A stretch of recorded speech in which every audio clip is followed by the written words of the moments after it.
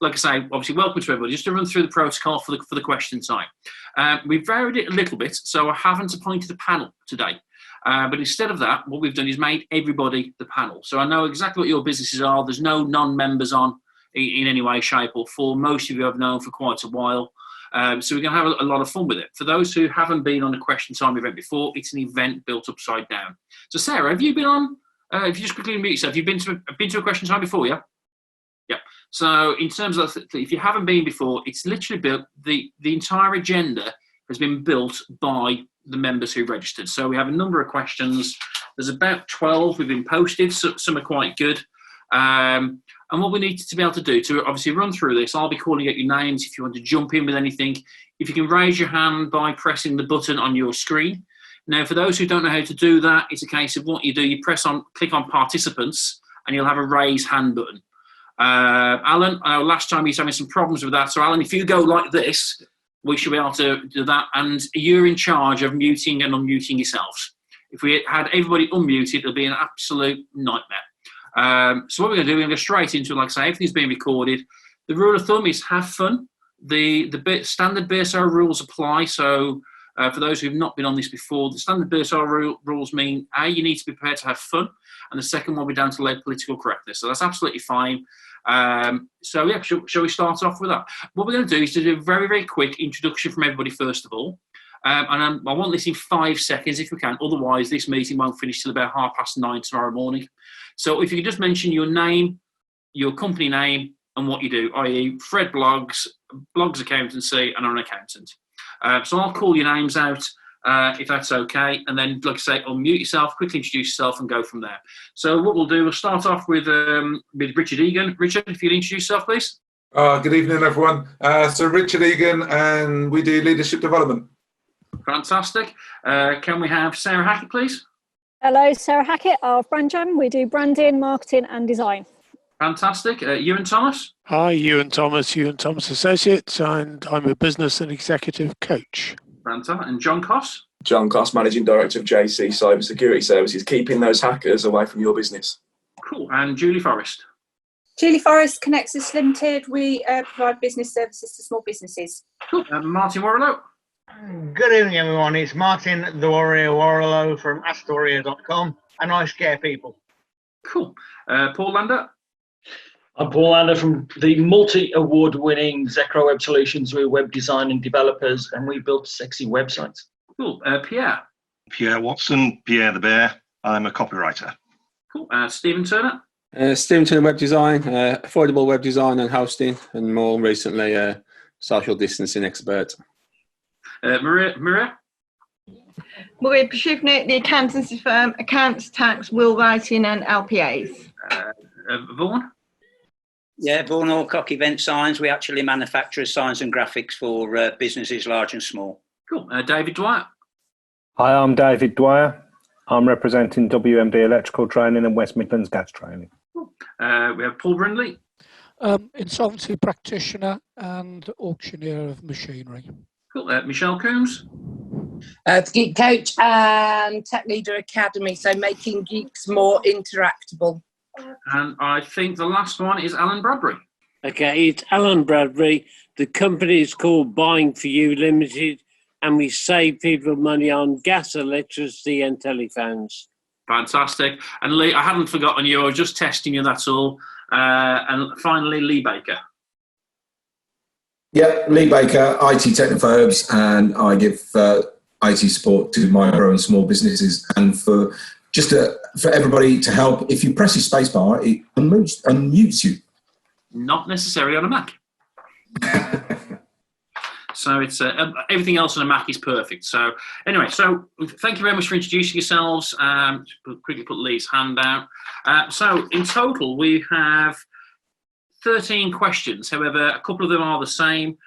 You'll be pleased to know that every single question has a crisis-related angle on it. I was hoping for a couple of non-COVID coronavirus questions. So there is no particular order. So hopefully people have remembered what their questions are. So I'm going to start off with Stephen Turner. Stephen, do you remember your question? I need to ask that, so I wrote it down. Fantastic. It's preparation. I like it. Yeah. During the lockdown, I'm sure most businesses have been forced to operate differently to continue the day-to-day running of the businesses. So what new measures that they've adopted throughout this lockdown will they continue to use after the lockdown? Cool. I think it's a great question. So normally I'd be obviously going to my left or to my right, but what I'm going to do randomly now is just pick on people, which is kind of fun, really. So who do we pick on first? I'm going to go to John Coss first because he's looking far too smart. I'm guessing though he's probably just wearing boxer shorts beneath the leather of the screen. No, I'm fully dressed. Fantastic. So John, if you'd like to start off answering that question. What was the question again? Could you repeat it, please? You wasn't paying attention, was you? No. So it was during the lockdown. Most businesses have been forced to operate differently to continue the day-to-day running their businesses. So what new measures have been adopted throughout lockdown, and will businesses continue to do afterwards? Yes, so I very much feel like we've been catapulted 10 years ahead of us. So I feel like we're in 2030 instead of 2020. A lot of businesses are now working very much remotely. Zoom has been widely used to have our meetings now. I've had to transform 50% of my business because 50% of my business is on site and 50% is remote. My business now is 95% remote, 5% on site, which isn't doable anyway.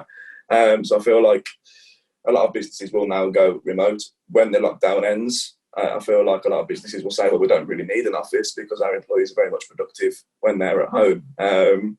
That's my view on that. Cool. Would anyone else like to dive in on this? I mean, lots of other people have obviously adopted, including ourselves. Julie, was that your hand being raised there? Yeah, easier to do that than find it on the machine. If I'm not looking at the screen, I can't do it. Absolutely. Just to reiterate what John said there, because I work part-time anyway while I try and build up the business from scratch, which looks like I'm going to have to do again.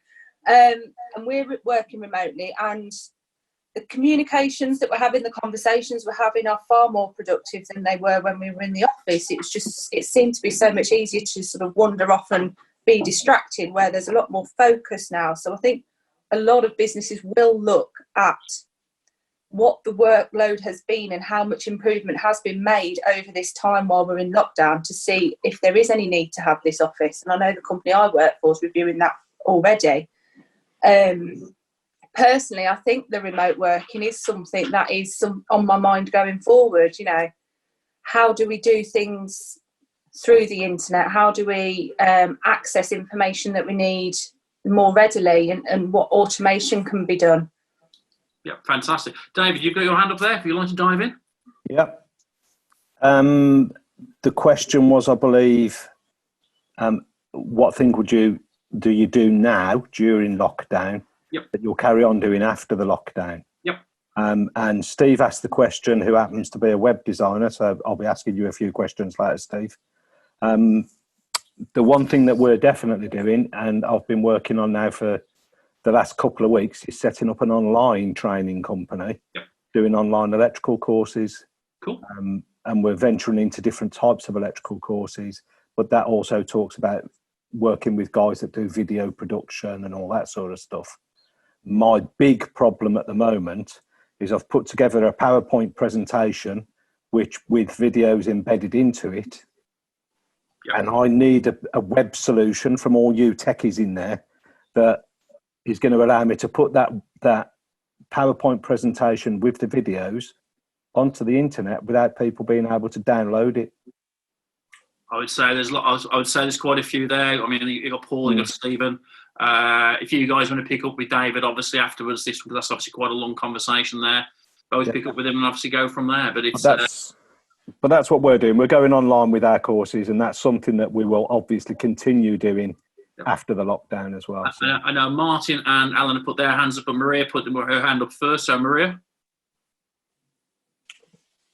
So one thing we've had to do, we've always been able to work remotely, so that wasn't a problem for us. But having the team remote, we sort of instigated them giving us a daily summary, sort of what they've been doing, what's still outstanding, and any problems they'd come across. And we'd always done that weekly, and it worked. but we're finding doing it daily, it enables us to sort of troubleshoot much quicker. And the other sort of service we've been giving our clients, additional service, is actually sort of the troubleshooting and business support and bouncing ideas around. We'll be doing lots more of that. Yeah, cool, excellent. Martin, we'll go to you next, then we'll go to Alan. Martin, how have you adapted and what things will you be doing, obviously, in the future? Well, as you know, Brett, my business is mainly, it's totally stroke and stress awareness, because I had a stroke in 2013, which ended my career. So what I was doing was going around the country, doing a lot of talks about stroke awareness and stress awareness, and obviously that's completely in the bin at the moment. So I think I've done 10 Zoom calls over the last fortnight, explaining what I do to a much wider audience than I could ever do previously. From your perspective, then, I'm talking to people that I've never been able to talk to before because of being able to talk to them through Zoom. And a lot of my work now is going to be my podcast, my Facebook group, all the things I can do online without leaving my bedroom, which is where I am now. Cool. So in your respect, then, Martin, it's obviously probably benefits because it actually makes you more accessible than what you were before. Obviously, because you can't drive, because of the stroke. It's making me more accessible, and it's taking a lot of stress off me because, as you know, the what I was doing previously was quite stressful because it was long travel, it was hard work, it was costing me money. Now I can do it from home, so it's far easier for me. I think it's going to help my business, what I do, in a vast number of ways. We're just going to jump to Alan, if that's okay. Alan, we'll go from you, and then we'll go finally on this one to Michelle. Will it change? Yes and no. I think there will be a lot more like this basis, talking to people one-to-one, but we deal with a lot of businesses, and the business still has to be there. If they're making widgets and they're employing 100 people, the factory's still got to be there. So that's the no. In terms of how it will help us, I think, I mentioned we do telephones, voice over IP, and certainly that will help because people can have a telephone and they can take it with them, go to home, plug it in their router, and away they go. Cool, excellent. So that's absolutely fantastic. And we'll go to Michelle probably on the last point of this one. Michelle? Yeah, I was just going to raise in response to David's with him putting his training courses online. It would be an idea for everybody that could do something like that. It would act as another income stream. So it's just another thought that it could be beneficial long term once you've developed that training, putting it up and leaving it there because it'll earn you money while you're in bed. Yeah, absolutely fantastic. I mean, I think that's a great point. I've had a lot of conversations with not just BSO members but other people as well that are trying to develop these kind of things. I mean, we'll fire back to yourself, Stephen. Is there anything in particular you want to raise on this? Obviously, it was your question.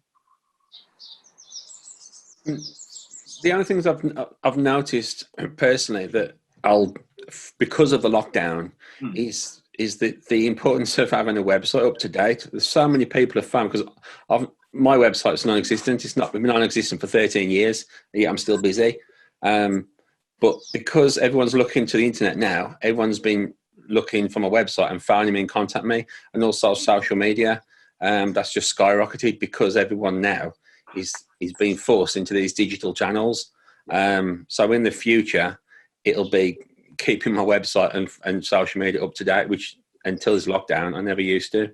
Yeah, I mean, I think that's a great point. I mean, just to obviously to answer your question from the BSO's perspective, the one really encouraging thing I've been seeing is that a lot of people have been innovating, which is great. Not only just with online and using Zoom presence. I mean, we will be continuing Zoom meetings as well as the face-to-face stuff whenever lockdown finishes, whatever normality looks like. We're going to be running some of it. There's massive benefits to it. Yeah.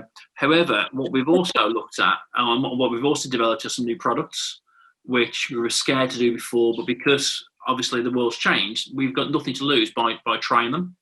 And the early indication of those is that they would also work as well. But the other part is actually, it's been really good to see people starting to analyse their own businesses, looking at the business coaches in the room. It is really, really good to see people looking at sales plans, been changing how they're working. And I hope that they will keep looking at their own processes. Those companies who are stale, unfortunately, that they will, unless they're one of the lucky ones, it happens to be the right thing for now, they'll go. There's no thing about that. But I think moving forward, this will be a practice that people will actually continue. John, I'm not going to run back yourself on this one, mate. I know you've got your hand up there. It's not because I'm picking on you in any way, shape or form, but it's purely and simply because otherwise we'll be all night on one question and we've got to do a clap at 8 o'clock, haven't we? Let's be honest. I'm better dressed than you, isn't it? Well, unfortunately, but you can be better dressed all you like, but I've actually got the mute button and I can do whatever I want with it. It's great. You're forgetting my skills. I love democracies. So, John, because of that, I was going to go to your question next, but we're not going to go to that anymore. It's all right. I've got 4 anyway, so it's fine. Cool. I know, actually, for people who want to know, John took the advantage and actually put 3 questions down. But we're going to go to Pierre next. Pierre? He's on his gin and tonic again. Here we go. Yes, indeed. Yeah, Gin o'clock. Fantastic. So, Pierre, do you remember what your question was? Roughly, yeah. Until we have a stable and proven vaccine, there is no such thing as business as usual. Mm-hmm. So, looking into your crystal balls, who are vicar or those of your partner, what new opportunities exist for companies wishing to be ahead of the curve? I think that's a great question. And now I'm going to go to Paul Lander on this one first of all, mainly because we're 20 minutes into the actual meeting and we've not actually really heard from him yet. So, Paul, over to you. Finally, I get my say. Now, opportunities, for me, they are wide and varying. However, a lot of people who are in the service world are struggling really badly because their services, let's say they're a massage therapist, someone who does physio, something like that. And I've been recommending people to come up with products. One physio, I recommended he get a set of things like branded insoles, which he can get on private label or white label or through drop shipping. And he started doing that, and he's using our new hosted cart system to sell it, which is great. So we've also seen other opportunities for us to develop stuff. We like to build different things, like we've got a hosted cart system. We're just going to push out our social media testimonial systems, where you can get a testimonial from someone by sending them a link. They record it with their webcam and you can get the video to put on your website. So we're actually innovating new stuff ourselves, and it's giving us new ideas of things we can bring to market now. And it's really weird to say that it's the reason that they'll work is because of the of what's going on at the moment, because the increase of internet usage and website usage and social media usage has enabled us to reach a bigger market because of it. So yeah, you got to keep innovating and thinking of new things to bring in, because we're going to be like this for a long time. Yeah. So I'm going to ask you, what's your view on this? I don't have one. That's why I put it out to the panel. That was the idea, mate. How well is it managed to divert that? That's. I do have one. All right. It's about optimizing what you have. I think the thing is, it is allowing us to consolidate and think carefully about where we're at in the digital world and how we can improve upon all of the different communication channels that we use. And I think it's forcing businesses to look at what they're putting out there. And actually, if they look at their websites, some of them are in like, what? I signed this off. I'm sure Paul would agree with that, as will John. But, it's crazy because it's a perfect time to optimize what you have. And that means not just the design, but thinking about the words that you use, because they're key, really. They are key to engaging. Well, obviously, the question there was obviously about new opportunities and angles for those businesses. We'll go to Sarah. Sarah, you raised your hand there. I think you can do a couple of things. You can either take what you've got and either just adjust the message slightly, so you can say it in a different way just to respond to people's new needs and wants now, because the way people bought before we were in lockdown is very different to how they buy stuff now. The other thing you can do is take your products and services and try and find a completely new audience. can you adapt what you've got and can you make it fit to a new audience? So that's another way you can do it. Or you can completely do something new and offer it to a new audience straight away. That's a little bit more risky. So where I would start to innovate is definitely, as Pierre said, have a look at what you've got. See if it fits. See if you just need to tweak it slightly to fit the way that people are buying now, or take your products and services and look for a new audience, look for some audiences that are actually doing quite well and have the money to flow and can spend on your services. Definitely keep all your communication channels open. You want to be marketing, please don't stop any marketing.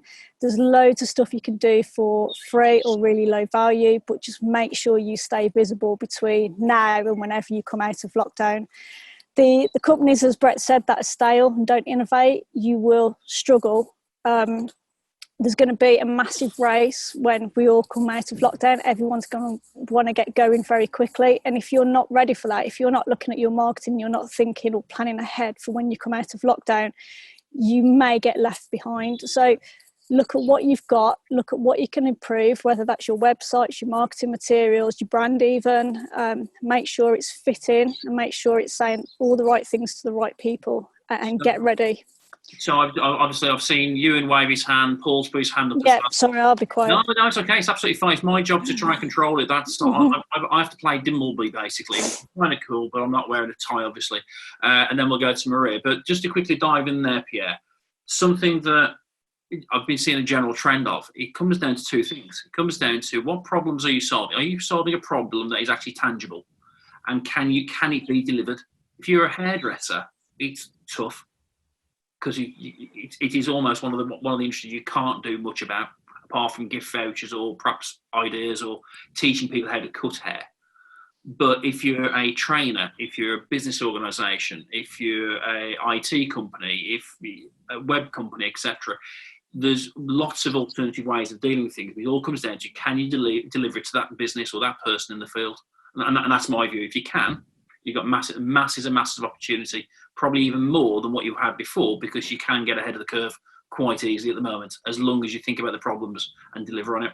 We're going to go to Ewan next, then we're going to go to Paul, then we go to Maria to finish off this one. So Ewan, over to you. Just really to echo what's been said, but to pick up Pierre's point about wording, there is a danger at the moment that people are being seen to profiteer from the position. So be very careful about how you present yourself, because yes, there are needs out there that are specific to the current position, but don't create a social media backlash on what you're doing. Cool. Paul, over to you. Paul Brindley, sorry, that is not Mr. Oh, okay. I'm amazed at some of this new technology nowadays, that things have moved on so massively just in a 2-year period. There's an awful lot more that we as sort of non-technicians can do, and we can make it what we've got to do, we've got to make our presentation of our brand, of what we produce or supply. You know, we've got to get it up there in front of everybody in a more sexy way than we did before, because everybody's going to be going online. So we've got to be even better at selling it online. You've got to be careful there, Paul. If you're using the word sexy and online things, unfortunately, somebody's already copyrighted it. And I know he will sue. So I do apologise. And if he doesn't sue, he'll send the boys around. But I think some great points there, Paul. Absolutely spot on. Maria, over to you for the final point on this. Well, I just wanted to share what some of my clients have done with regard to seeing this as an opportunity rather than a threat. So we've got, and it might sort of sound pretty mercenary, but at the end of the day, we are going to come out of it at some stage, and there is going to be money to be spent and business to be had. So one client in particular is taking advantage of the not easy money, but availability of loans, and he's looking at sort of people in hospitality and restaurants and such things that were maybe looking to retire in 2-3 years, but now they're looking for an exit strategy, and they haven't got the time, inclination, energy to build that business back up after this. So they're just bringing forward their exit strategy. And, you know, it's not being ridiculous in what he's offering them. He's still offering them a fair deal to buy their business, but it's very much a long-term investment. You know, you're talking about sort of a 5-year, but the loans are available and accessible now, and they might not have been before COVID-19. It's Tuesdays, Maria, actually, because I had a conversation about the very same thing today with somebody else. Absolutely right. It's a perfect opportunity for some people. And, you know, the other, so we've had sort of 3 of our clients have set up three new businesses in the last few weeks. So we've got the one looking for investment. We've got another one who's sort of very quickly set up his company supplying masks, and it was all done and set up within a week. And we've got somebody else who's sort of on a respirator program and doing that, and it's all sort of to do with investment. But what the discussions we were having though is how it sort of also fits their long-term strategy. So it's not a matter of sort of just going after anything and everything. It's like this fits their long-term plans, this fits their business personality, if you like. So I think that there is money out there and there is opportunity, and sometimes it's just taking the long view and a good hard look at it, because business will come back. Yeah, I think it's some absolutely great points there. Pierre, has that answered your question? Yes, it has. Thank you. That's the correct answer. Fantastic. That's what we'd like to hear. So, I mean, everybody so far, for those who haven't chipped in, I think everybody has chipped in so far, apart from Mr. Egan, who's disappeared somewhere, so we can always talk about him for a little bit anyway. So I'm going to go to hopefully a relatively simple question posed by Michelle Coombs. Michelle, do you remember your question? Yeah, it was a bit of a tongue-in-cheek job, actually. Sorry, was you trying to catch me out by just putting an acronym in there, or? No, mine was very cheeky, because it was a case of when GDPR was introduced, my LinkedIn feed seemed to be inundated with GDPR consultants, and I was just wondering how many BCP consultants. It's a good business opportunity for somebody that are going to be there on the backside of this. So, and I wanted to stop there. Quick wave if you know what a BCP consultant is. Cool. Right, okay, so we have one person. John, what's a BCP consultant? Business continuity planner, I'm guessing. Fantastic, yeah. Absolutely. Somebody give the guy a Mars bar. Brilliant, excellent. Yeah, so I wanted to know it as well, so he tried to catch me out. So I think it's a great question. Do people think there's going to be loads and loads and loads of business continuity professionals coming out? John, we'll fire over to you first. Yeah, I'm just about to register mine now. Joking. Well, what's your view on this, John? Obviously, you're working on the cyber field. So, what's your view in terms of business continuity professionals? Yes, so it's vital. As in the world of cyber as well, now everyone's working from home. It's vital to have that business continuity plan in place, especially if companies' data is stored on site in an on-site server. You're going to need to access that. Because if you can't access that, you can't operate as a business. So it is vital to have a technical business continuity plan. But then again, if your home Wi-Fi goes down, what are you going to do? You're going to tether off your phone. What if you've got 5 gig worth of data on your phone? You know, you're not going to last that long. So it's about having those plans in place to make sure that business continues. So hence why I'm just about to register on a company's house in my BCP business. Thanks, Michelle. Don't forget the people and the processes element. You'll be fine. I mean, my view is that there's going to be an awful lot of them crop up overnight. But I've got a sneaky suspicion that there'll be a lot of pressure from other parties, perhaps government, perhaps to limited companies, that they'll be changing because let's face it, this hits companies so hard. Every walk of life, you're going to have to do something that's reasonable within the business to deal with this kind of thing. It's same as things like having, if you employ people, you have to by law have employers' liability insurance. I've got a sneaky suspicion something will come into play, so you have to have a plan of action somewhere. And if you don't, I also think insurance companies will start refusing to pay out. I'd love to get Maria's view on this. Yeah. The other bit I would just add to that, though, Brett, is if you look at supplier due diligence, is that one of the things that I always ask of my suppliers that they have a DR and a disaster recovery and a business continuity plan. Because if you're looking for a service, they need to have that.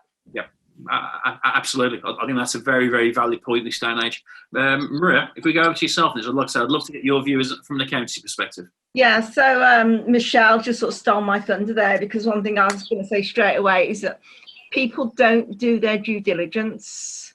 The number of people who get their business advice or advisors from Facebook, you know, we've all seen those posts, haven't we? Does someone know someone who does? And there's 500 people tagged in it. And, you know, when people come to me as the new client, I sort of ask them, like, where have you got my details? Why have you chosen me? Because I want to know that they've done their due diligence and that they know what they're getting into. And straight away, it gives me a feeling for whether they're going to be serious about their business. So, you know, I think we need to stress, like, due diligence. And whilst I'm not a massive fan of doing a business plan for the sake of doing a business plan, they do need some sort of plan. So one of the things I sort of been doing with my clients as well is stress testing their business. It's like straight away, okay, who's going to be with you when this is all over? You know, go out there and look after them. Who do you want to be there? Who are those essential services? Make sure they know, make sure you're supporting them. And, you know, get rid of all those expenses that you actually don't really need, and keep the ones that are critical. And sometimes it's like yours is a typical business, where people could have sort of said, well, that's an expense I can save because I don't need it right now. However, it's a sort of very short-term view. It's more like, I want that business to be there when we come out the other end. So I'm going to do everything I can to support that business and be there myself. So I think it's all about that sort of stress testing and supporting each other. Absolutely. You know, we work with as many big businesses as we do small businesses, for suppliers and for their accounts and what have you. And we're making sure that we're talking to them. And one company that we use has been taken over. And the first thing I wanted to know is like, right, okay, how are you operating differently? And, you know, are you still going to be there? And what if you're not? What happens to our data, our support, if you don't make it? And making sure they've got it all covered. So I think due diligence is just so underrated and too many people don't do it. Yeah. I think that's some great points there, Maria. Hopefully, Michelle, that answers some questions there. And give people some food for thought. Yeah, it was a tongue-in-cheek one. It's fine. It's okay. I quite like it because I thought it was actually a relatively easy one. Everything else can be talked about for hours, to be in all fairness. Paul, yeah, you've just raised your hand there, mate. Yeah, unfortunately, I'm going to say, I think we're going to see as many claims management companies come chasers as business continuity, because everybody is going to be claiming that they caught their COVID-19 at work. I mean, employers are not going to open their doors particularly quickly back to their workforce. And when they do, they're not going to be inviting the likes of us in. When I'm already talking to the, you know, GKN and others about sort of our plans, you know, we thought beforehand we used to wear PPE. It's going to be nothing, you know, we were underdressed compared with what we're going to have to do. So I you know, for as many sort of people who are going to help, there's going to be just as many people who are going to hurt, you know, other people. I'm going to say that's absolutely great points. I'm going to move on from this one. I know that John Cost was waving his hand. I know Martin was. I know that David's quickly raised his hand there. But I have got another number of questions to try and get through, so we can always come back to it later on if need be. So apologies there. But we're going to go to Jull Forrest's question. Once again, I think this is a great question for discussion. And actually building. You might need to remind me what it is. I think it was something along the lines of every business probably had some sort of continuity plan, some sort of contingency plan that they had. Maybe it was written down, maybe it was just in your mind. And it was really just, now that we've had a number of weeks that we've been shut down and we've gone through this lockdown, or we've been you know, isolated in various different guises, is there anything in that plan or in your mind that you thought would work that perhaps didn't? Is there anything you would change if we were to go through this again? Right, okay, we'll throw this over. I think this is a great question. So in other words, if we went through this again, is there anything you'd do differently? I'm claiming I'd have more money in the bank before we started, okay? So nobody else had that one. I think we'd all have that one. I'd like to have bigger cash reserves. And there's some things we have spent money on recently, which perhaps we could have got away with. But I'm claiming that one. Right, who would like to jump in on this one? I'm going to go to David Dwyer first. David, you had your hand up before. I'm just going to pick on people randomly. It's the beauty of this position. So, David? Okay, so what would I do differently? Yep. I'd have people that I could rely on. Yep, great. And by that, we recently had a trainer that left us under horrible circumstances. You know the details. Yeah. And he just dropped us right at the wrong time. So we consequently took on a new trainer in January. He's done a total of 4 days' work for us, and we are now paying him full wage. Yeah. For the entire lockdown period, as long as that lasts, and it just feels a little bit. So I wish we'd have had, in this case, people that we could rely on in difficult circumstances. I think that's a great point there, David. Other than that, everyone else has been absolutely brilliant in the company. Yeah. It's the reason I came to you, David, obviously, because I knew about that scenario there. Mm-hmm. And I think it's actually a really valid one, which we all can choose. There is actually having the right people around you to fall back on is absolutely imperative. Can I just add to that? I'll just add to that one very quickly. For those of you that are working with really close friends and things like that, get contracts signed, because it's something I didn't do, and I'm in a position now where he's blackmailed me for certain bits of information that I needed for the business and all sorts of horrible stuff. And I thought he was a friend. He'd worked for us for over 4 years. Yeah, absolutely. So we're going to get to Lee. Lee, you've been waving your hand there. Yeah, I think Paul Brindley, he raised a excellent point, which I've had in mind over the last couple of weeks, is this cloud of anxiety and worry that I mean, we had a conversation yesterday, didn't we, about, you'd be disappointed if you had a problem and I didn't come out and sort it. But what if I gave you COVID? I just think that the claim system, I mean, just look at PPI. I mean, the claim system is going to go mad 2021 of people accusing other people of giving them COVID-19. I just think it's a minefield. I think it is. I think that's a whole meeting in its own, isn't it? Really. But yeah, it's a case of it's going to be a nightmare. Unfortunately, we do live in a claim culture.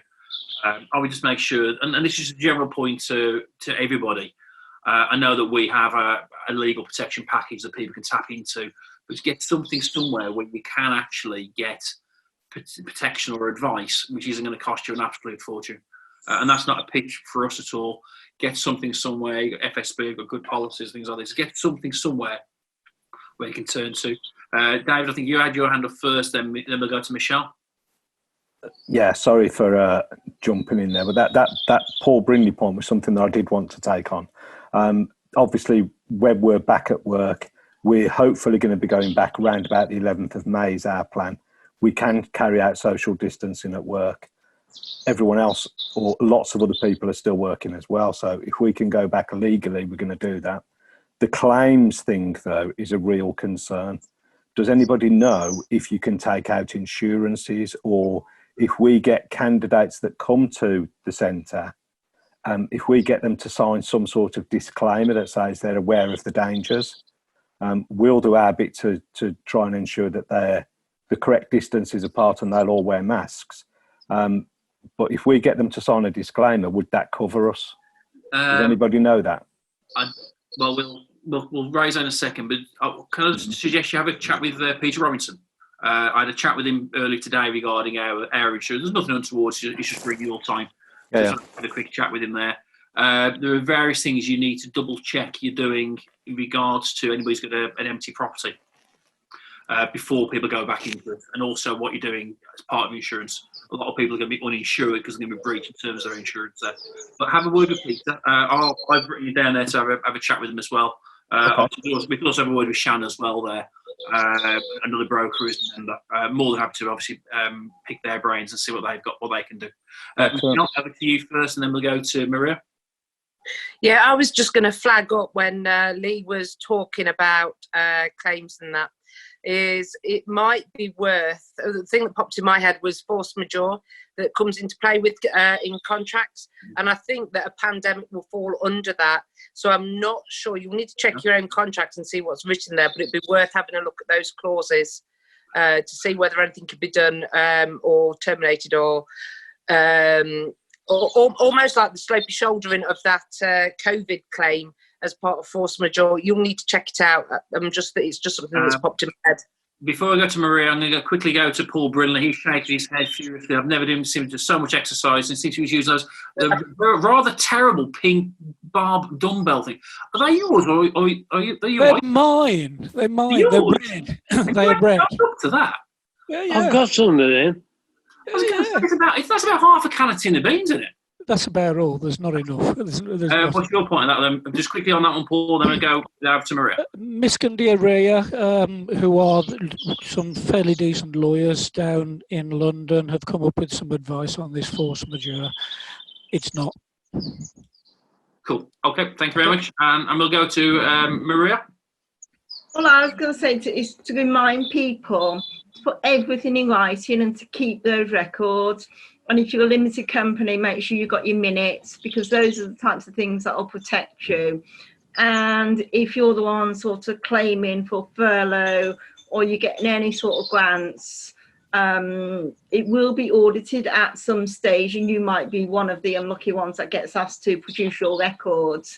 And whilst it's not fraudulent to write up records sort of post-event, it is fraudulent to date them and sign them as though they were drawn up pre-event. So just make sure everything's in writing, everything's sort of signed off and minuted and documented. We made sure with all our staff before we put them a home working, we put a home working policy in place. We got it all signed off. We've got our health and safety consultant on board checking on our staff. We've got our HR consultant on board making sure we're doing everything by the book. And what they're telling us is that should we get a claim put against us, if we can sort of show that we made every effort to protect our staff and act, the best we could, that will offer us the best protection we can have. That's fantastic. Thank you very much, Maria. So, Julie, hopefully there's some great points there. Regards to your question. Yeah, okay, we managed to lip read that one. That's okay, but I'll take that as a yes. So, right, we have a number of questions to go through. I'm going to go to Mr. Lander for your question. And the main reason, Mr. Lander, because it's also pretty much the same question as Daryl, who's not on today. For some reason, he's not come on, and James, who's just joined us. So, Paul, do you remember your question? Kind of. Could you refresh my memory? I kind of remember. It was something like, with social distancing probably being extended, how is your business going to cope? Was it something like that? You're pretty much there, yeah. Your question how you worded it was, how do you plan on keeping your business running should social distancing happen for the next 12 months? You know what, though? That was before I found out that social distancing is going to happen until the end of the year. Okay. So what are people going to do to make sure their business carries on when this goes past Christmas? Great question. So what we're going to do, we're going to go to Richard Egan first of all, and then from there we're going to go to Sarah, because Sarah hasn't said much today yet. So, right, so Richard, what's your view on this? I think it very much depends on, like some of the people were saying earlier, the type of service or products we offer, isn't it? For some, it's easy enough to adapt it to accommodate social distancing. For others, it's a little bit more tricky. Us personally, we do leadership development, and as soon as COVID really kicked in, we were lucky enough that our main client agreed for us to do it all via webinar. So every Friday we're doing 4 webinars tomorrow, and then it's one-to-one remote over the phone coaching sessions. So we're in a really fortunate position. When you talk about people that do yoga and stuff like that earlier, it's a different situation altogether, isn't it? Absolutely. Richard, the answer I wanted was you get a new website and you go to Portal 4. That's what I wanted to hear. Yeah, and you also get a new website that's all really, really sexy and designed and developed by Paul himself. Clearly. It's okay, Richard. I had the mute button ready and I managed to cut it off halfway through. It was brilliant. I love it. Sarah, we're going to go to you next. Yeah, we're quite fortunate. I mean, we're still working as normal now. We invested in quite a lot of cloud technology and project-based systems last year, so we're just carrying on as normal. I think if it goes after Christmas, after 12 months, we would probably look to do a little bit more passive income, maybe. So maybe some academies, some branding courses online, things like that. But at the moment, we're still fairly busy, so we're just carrying on as normal. So yeah. Maria, you got your hand up there? Yeah, as it continues and the longer it goes on, the more people have different needs. Now, you're sort of saying about service industries. My son is in London. He started physiotherapy for sort of post-operation just before the COVID lockdown. He's continued to have physiotherapy sessions online. So it sounds absolutely impossible, but they're doing it, and he's got to where he needs to be. I've been speaking today to a yoga teacher. She's closed her studio. She's doing her sessions online. I've got somebody who does meditation. They're doing it online. And I think the longer this goes on, the more people that are going to buy into these online courses, training, well-being. So I think it's going to change again, and people are going to have to adapt again. And it's important now to sort of stay visible. And when people are looking for your services, you're the one who sort of comes to mind. So I think it just makes it more and more important that you're visible and you get found. I think the worrying thing is that there are still a lot of small businesses that are in denial. They think that come May, everything's going to just go back to normal like that, and we'll be doing what they did, which it's not. I think if the sooner people realise that this is the norm, this is it for at least the next 6 to 12 months. This is what we're going to be doing, and you need a plan of action and what you're going to do online. If you've got nothing to sell, then you've got to think of something to sell, because otherwise your income is going to dry up to nothing like that. Martin, you've had your hand raised there. Just to completely endorse what Paul said there, that if you think the world is going to go back to what it was in the middle of March, it's not happening. And if you think it's going to happen like that, then you're going to lose your business. You've got to adapt, you've got to pivot, you've got to think of new things. Otherwise, you're just going to go under. Cool, absolutely. James, you've got your hand up there, and then we'll go to Ewan. The point I wanted to make, I saw a really useful paper published by Kantar where they did some scenario planning, looking at what if this is a one-off thing that lasts for 6 months versus what if this is something that happens now and we end up shutting down 3 months every year for the next 10 years. How might people react? And I found that a really useful exercise. I agree completely with everything they've said, particularly what you said, Martin. I don't think we are going to go back to normal, but having that range of scenarios to plan for really helped me get my head around, okay, what am I going to do? So I'm happy to share the paper if that's useful, but I would encourage everybody to think about, like a worst case, lightest case, and plan for 2 or 3 scenarios in between.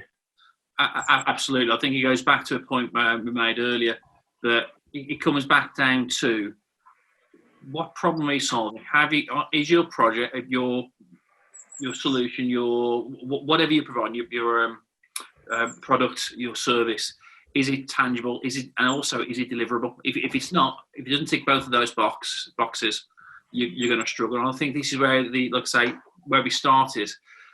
It's encouraging with those who have adapted already quickly, because when you need to adapt again, they're already one step ahead of the curve. Those who are slow to the party are going to struggle. Do you know what? As much as I hate to say it, those that will struggle and who can't see a way through it, they need to make the decision quickly to try and find a job with an employer. As much as I hate to say it, that's what you're going to need to do if you can't see a way through, rather than leaving it. You need to start thinking and making that decision relatively soon. Yeah, fantastic. Just quickly before we go to Paul, obviously I can see lots of comments coming on here. What I'll do, I've got those copied and I'll get those sent out to everybody. I've got a copy of everybody who's actually on here tonight, so we'll get a copy of the comments. Paul, if you want to raise the last point on this, Paul Brindley. I'm seeing people actually create a lower priced offering at the moment, an online lower priced offering. So, you typically sell something for £1,000. Instead, you're going in at a £200 price point, and you hope to, at least sort of move them up from that. And, we're trying to do that on the auctioneering side, for example. The next couple of days, we will have a lower price offering. And I think everybody's got to do it. And it's all about putting bread on the table now. Even if it isn't the ideal amount, it's still something. I'm going to pick you up on that. At this moment in time, I don't think it's about price. At the moment, it comes down to, are you solving a problem? Are you providing square pegs for square holes? If you are, solving people's problems, as long as the price is fair, you're okay. You don't have to discount to within an inch of your life. It's also, unless people can't physically afford to do it, don't discount for discount's sake. So, certainly not, but be prepared to be flexible and think of other options. Michelle, you got your hand raised there? Yeah, it's along those lines. It's not about, for this is my personal view now, is I choose not to buy into the mindset around price points. What I buy into is making sure that we provide value to the people that need it right now. And that, for me, is what's important. So I think if you're providing something of value, people will buy. Absolutely. So, Maria, we're going to quickly go to yourself, and then we're going to quickly go to David, and then we'll go on to the next question. So, Maria? Yeah, I think you just have to sort of box a bit clever with it and maybe offer payment terms. And I think sort of people who are sort of seeing like there's no money there. There is money there. You've got people sitting at home on 80% of their pay, furloughed, looking for new opportunities. There is money out there.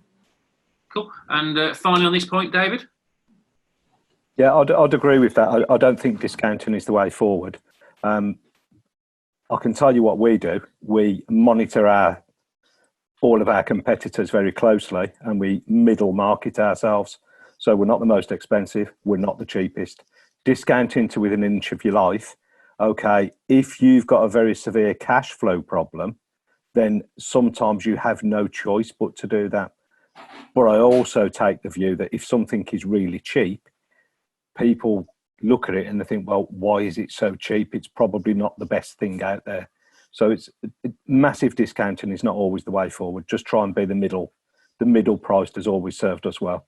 It's about flexibility. And we do that. We do that now in these current times. We're still monitoring all our competitors and what they're selling at. And we always go middle market, and it works for us. So. Yeah, I know I've spoken to some people where their clientele, their position is going to be so tight, it's unreal. So yeah, that is probably an area where you do something that's very, very low cost for now, because something better than nothing. You won't be able to get your normal prices. But on the flip side, other people, it's because there's just a lack of supply. You're going to be, in some cases, you have to increase your prices slightly because the market. Absolutely. I agree with Paul. Where it's bread on the table, where it's you've got no choice. Yep. Fair enough, but don't just do it as a knee-jerk reaction. Absolutely. So I'm going to go now to John Koss, and at the same time we can ask Martin Warrillow's question at the same time.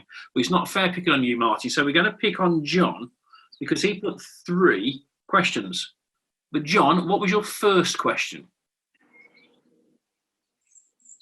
I can't remember. How do people fail? We've only actually launched this event a week ago, and most people registered in the last 24 hours. How can you can't get the staff, can you? Right. Okay. So just to help young Mr. Koss out here, his question number 1 was: what is the best and most effective way to market services during these times? And Martin's was basically the same. How should you be marketing your business during lockdown? So we'll cover the 2 together there. Which makes my life a bit easier. I know he's going to be absolutely dying to jump in here. So, Paul, we're going to go to Stephen first. And what was the question? And that was question number 1. Do you want me to go first? Paul Lander, can you go first? Well, I'm going to find this piece of 2 before I bring it. I love it. The best way to market your business is, of course, on your website.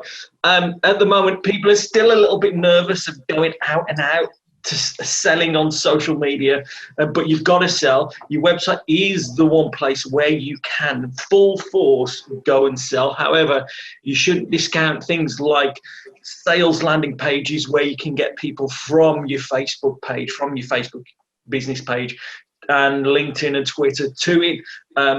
It's, of course, you've got to look at, if you've got the budget, Facebook ads, Google ads, to try and generate some traction for it. One of the most cost-effective ways is you put a post and you ask people to share it on your behalf. So you're asking friends, families, networking connections to share one of your posts.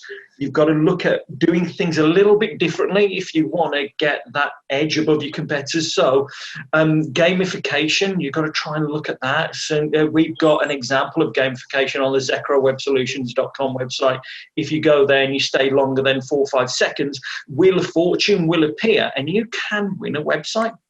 And along with other things. So if you've got something like that on your website or your sales landing page where it says, look, you can win £100 voucher for my business, or you can win a free membership, you can win this, you can win that. They spin it, it lands on. Unfortunately, you haven't won this time, but you have won 10% off, or come and try again tomorrow. You start building your email marketing database of people who want what you've got. Just to dive in there, so Paul is saying obviously websites and social media, obviously with various twists, and obviously get interaction on there.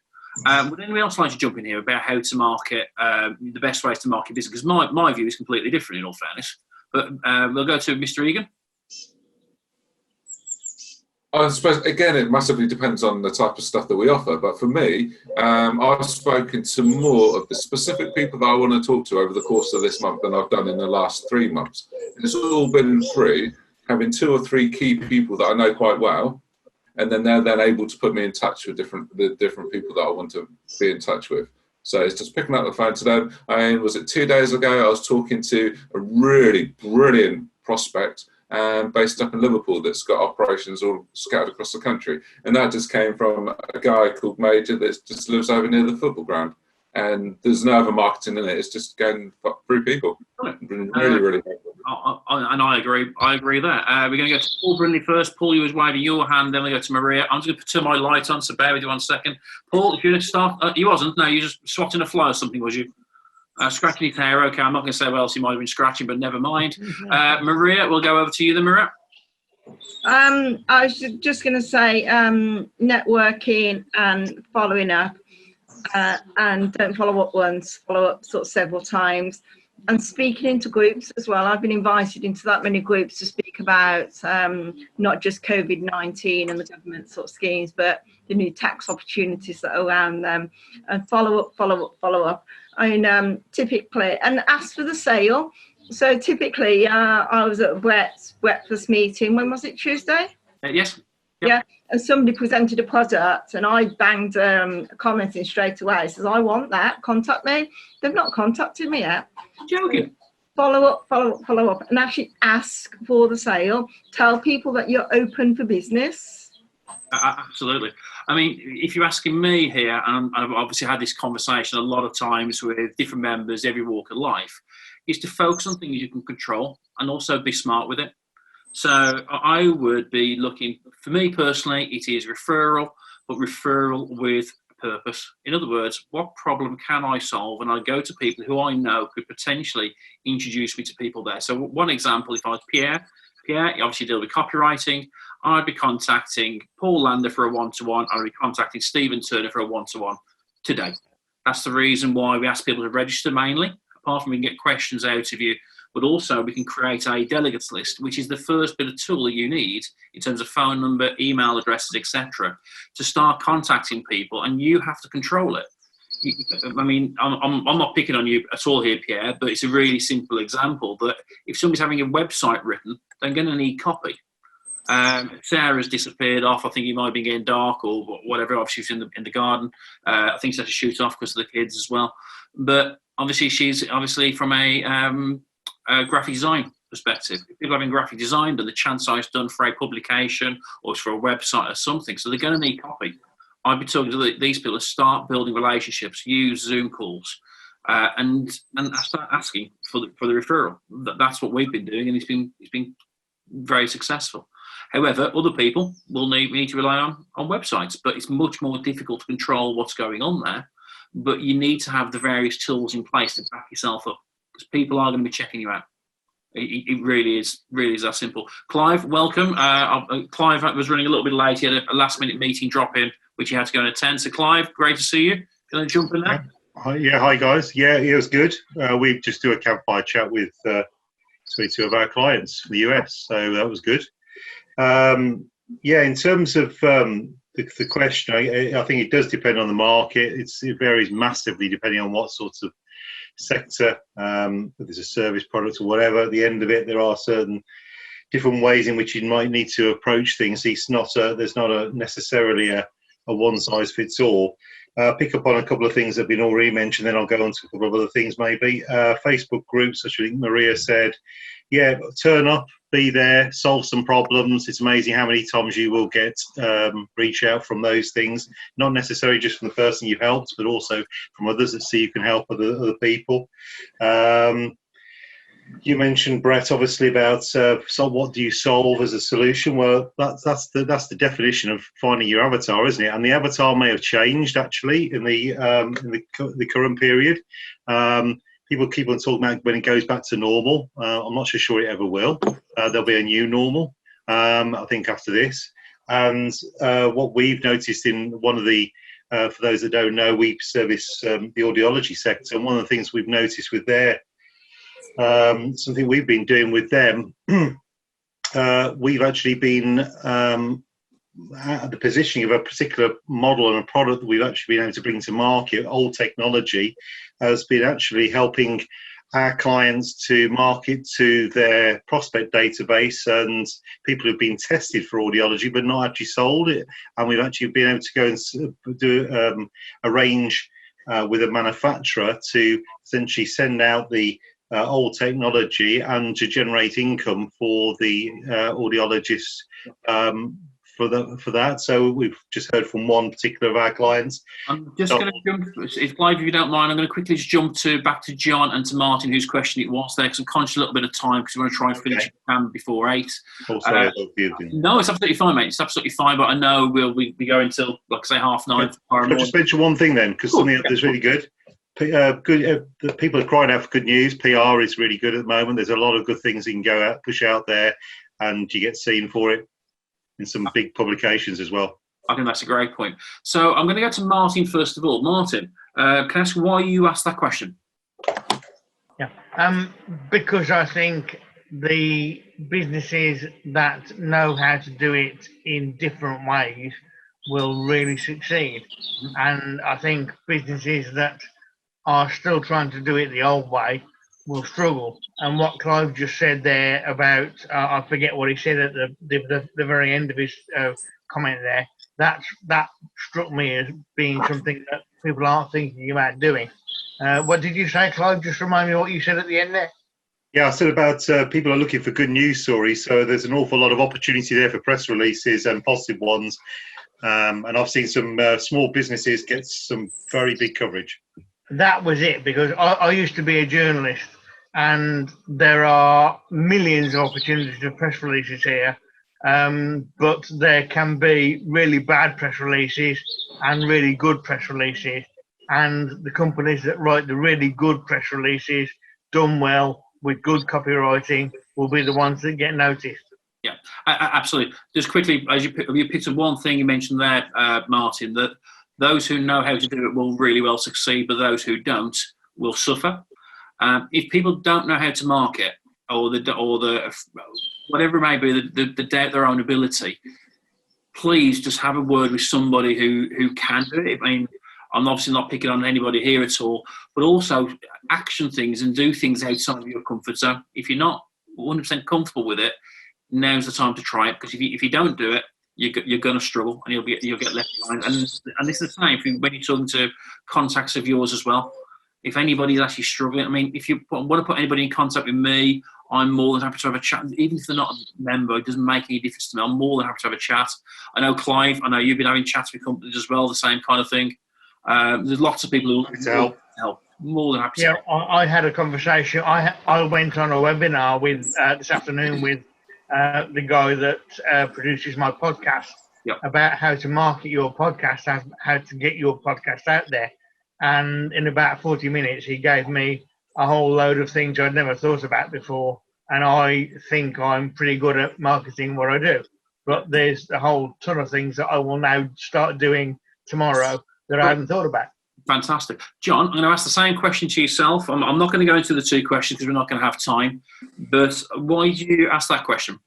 I asked it mainly for the benefit of the room and mainly because I could answer that. So it's in light of the good news. What's amazing to push the market is your response to COVID-19. Mm-hmm. How has your business transformed? Tell that story. Tell it to your clients. Tell it to your prospects.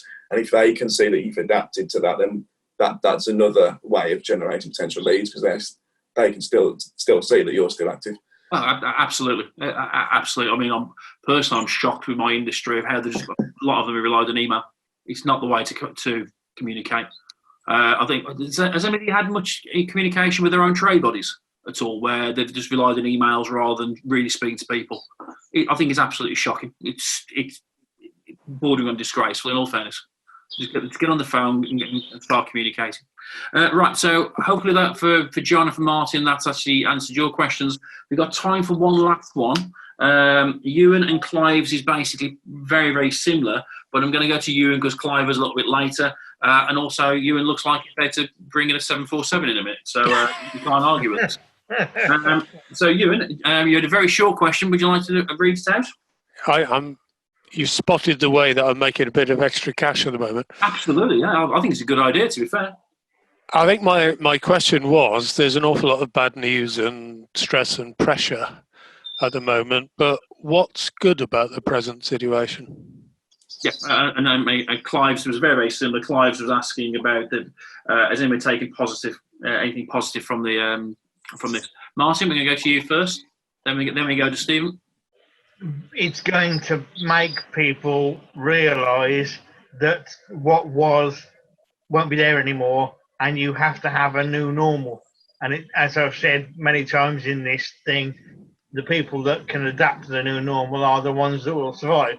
The ones that can think differently, can think outside the box, are the ones that will survive. So that's the good thing. It's made people realise that they needed to change. I think that's a great point, Martin. We go to Stephen next, then we'll go to Maria. Yeah, just mirroring what Martin says about thinking outside the box.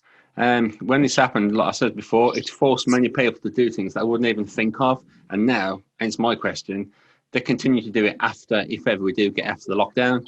And one of my things I'm looking at doing is online courses, etc., all ready to fire and go. But my biggest hurdle was people are going to not receive this online kind of interaction. But now COVID-19's kicked in, everyone's doing it. It's made my job a lot easier now in getting people to jump online. They're all doing it anyway. So that's a positive thing that's come out of it for me.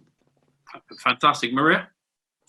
So one of the things we always advise our clients, we always bang on about not only the short-term planning, but the medium-term planning, the long-term planning, write a will, make some savings, enough for sort of a rainy day. This is that rainy day. Lots more people are listening now and sort of saying, what can we do? What products are available? How can we save? How can we sort of save tax efficiently?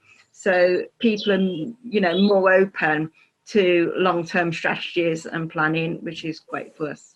Yeah. Martin, you want to on that? You'll know, Brett, that I talk a lot about the life-changing event that will always happen to somebody else. Well, this is the life-changing event.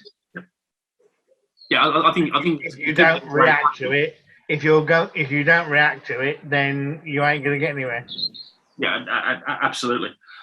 If you want to, my view on, I think some things that are my view, obviously as the owner of the BSO, and I'm speaking to hundreds of people now. Obviously, most people have already covered this. Obviously, people are starting to make amendments. They're obviously making changes in the business. They're a lot more unafraid of that. But one of the other things that I've really picked up on, and it really has cheered me up more than anything, is that my faith in humanity has basically been restored. The number of people that I've spoken to who are willing to help other people out, not necessarily for money, but the right thing to do, has been phenomenal.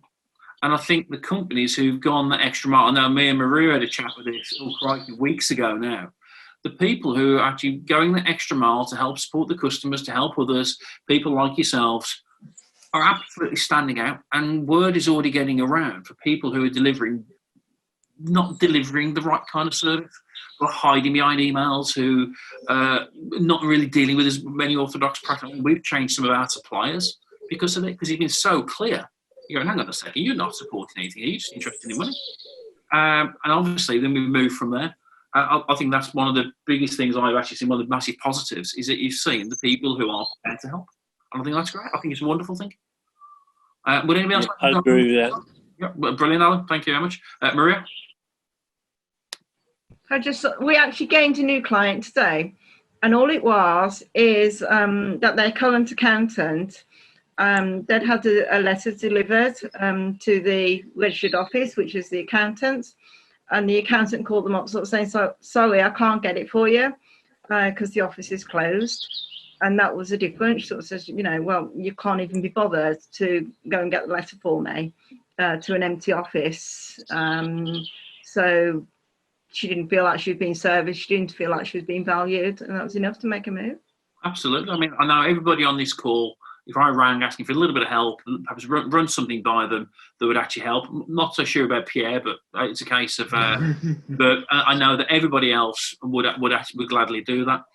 So it's now coming towards 10 to. So we did have a couple of other questions, but they haven't been on here. I think I've covered everybody's questions apart from John's other 38 questions he wrote down. While we've got 5, 6, 7 minutes. Obviously, I'm keen to finish this before 8 o'clock, so people can join the clapping. I obviously want to support that because obviously my other half, obviously working in the NHS. Is there anything else, any other questions people would like to raise or any points? Let's just throw this completely open to the room. Richard? Mine was just a quick one. We've spoken about marketing and stuff on and off through the conversation. What I've noticed on Eventbrite recently is there's loads of events that are still taking place, but they're all remote via Zoom. Yep. And there's loads of stuff that previously would have been charged for and things that are down the other end of the country. This is really easy for everyone to access. Now, I've been trying to do this, but failing miserably the last few weeks. But what I've been trying to do is allocate this half an hour, 45 minutes every week, just to go on to Eventbrite and see what events are up at the moment. Because there's just so much more that's accessible to everyone. So it's something I definitely need to do more of. Like I said, I'm failing miserably and it frustrates me enormously. But seriously, if you get 10 minutes, have a quick look on Eventbrite and see what online events there are that people can jump on, because it may well generate some new business opportunities. I think that's an absolutely great point. I mean, we had a new member asked to join because he basically heard about us, said, look, is this the way you're working? Yeah, okay, well, here's my card details. Away we go. Maria, over to yourself. I just want to just picking up what Richard said. There are loads and loads of events, aren't there, especially from the arts and theatres and people like that. And a lot of them sort of just ask, can you make a little donation to support us? So I just want to say to everybody, if you've got a spare 10, 20 quid, make sure you donate to them, because we want them to be there, because they're the fabric of our society when we come out the other end. Yeah, I mean, we'll get to Lee in a second. I mean, does anybody know? Everyone know Yannicka Ock? Yep. Yeah. I jumped on her little art course last night. For me, it was something to do differently, getting myself away from a screen. It was a £5. It was nothing. I mean, it's absolutely nothing. It was completely different, and admittedly, my artwork is not going to be displayed anywhere, thankfully. But it was something different. Once again, these little bits all help. Lee, you had your hand raised. Yeah, I just wanted to echo pretty much what you said, about your faith in humanity. I'm made up the amount of people, particularly in the BSO, that have been just so supportive. You know, Clive, Maria, yourself, Paul, Gary Watkins, who's not been on, and on a personal level. I mean, I know you didn't read my question out because it was desperate, but it was actually a leading question. More on the view of you know, we know each other. I mean, I recommend any of you guys wherever I can, and I just encourage that's the culture of the BSO. Yeah. So Lee's question was, and I'm not expected to jump or wave hands. Can somebody put some work his way, please? I thought, well, I could read it out, but we are actually recording this, and this will be forever, obviously pushed out everywhere else. So I didn't want to do anything in that way, but obviously, if anyone has any IT work, Lee Baker is the man to go to. And no more song requests, please, Brett. Oh, fantastic! Have anybody seen that one yet? On the breakfast event, he requested song requests. I mean, within, I think, about half a second, I requested. What was it I requested, Paul? Not Paul. Lee. It was The Darkness, I believe, in a thing called Love. Absolutely. Probably the hardest song in the world. I know, but he did it in the style of a chipmunk. If you've not seen it, it's on the BSO Facebook group. Have a look at it. I think it's brilliant. I have phoned a friend of mine. We have got him a residency. It's in Vegas, as long as he can get there in the next 48 hours. But no, fantastic. So I'm going to ask the last question of the night. We've got a couple of minutes before we finish.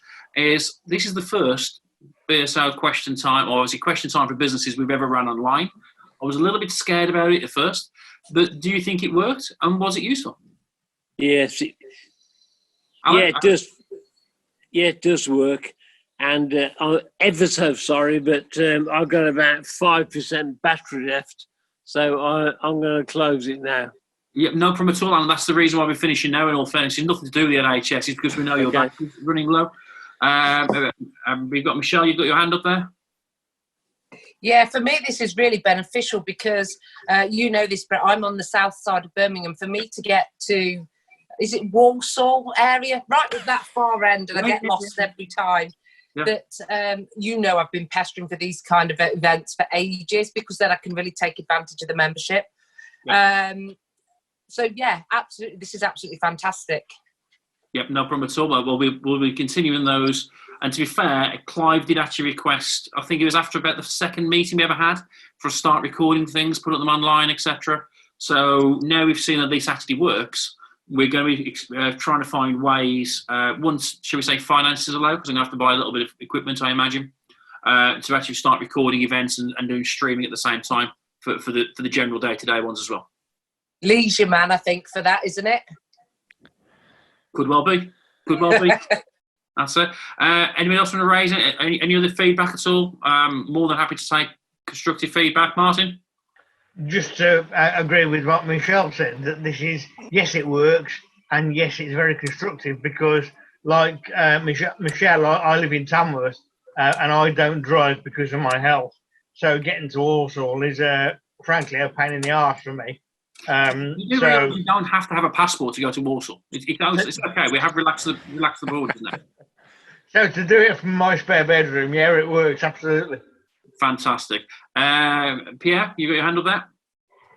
Yeah, I think for a question time event, Brett, I mean, well done, mate, for putting this on. I think it's been remarkably well behaved. I mean, what of course you don't know is that we're all naked from the waist down, which is one thing you can get away with from home, isn't it? Well, Pierre, actually, I am. No. Unfortunately, luckily on a Mac, the Zoom function doesn't work very well, so I'm quite safe. Can I ask a question? Yes. Makes everything look smaller. Just quickly. Like Michelle and Martin, it's a bit more. I don't go to the BSO as much as I'd like to because of the travelling. But is this something you're going to continue to do after the lockdown, i.e. both at the golf club, etc., and online? Yep, we're going to be running the face-to-face ones. We're not going to be replacing any of the current ones we do. However, we're going to be running additional ones. So I'm looking to run additional breakfasts online as well to see how it works. I'm also going to, I'm thinking about running the breakfast one, but of an evening, because we know some people with childcare, etc., it may suit better that way as well.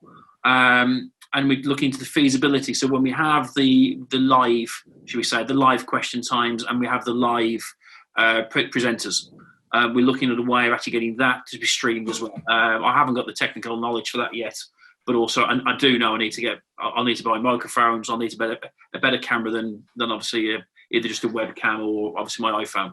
So we're going to have to spend a bit of money on there. Just so you know, we've got Jack Wild, who's a new member, who's a videographer. He's doing some work for us behind the scenes in terms of video production.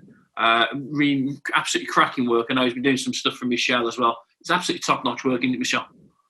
And he's not expensive either. In all fairness, he's not expensive. He's very, very reasonably priced.